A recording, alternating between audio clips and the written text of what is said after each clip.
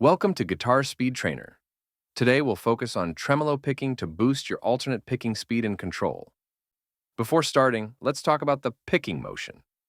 Avoid a bouncy U-shaped wrist movement, as shown on the left screen. It wastes energy and slows you down.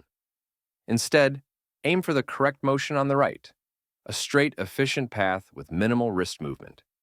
Keep your hand relaxed, the pick close to the strings, and focus on smooth, consistent strokes. Ready? Let's get started.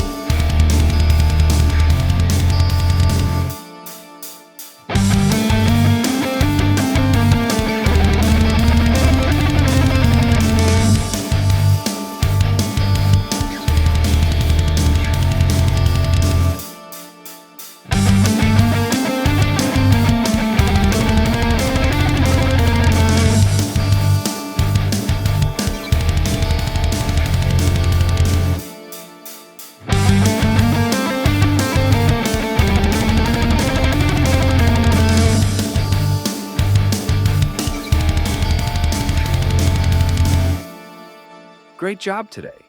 Progress is all about small, consistent steps, and you're on the right path.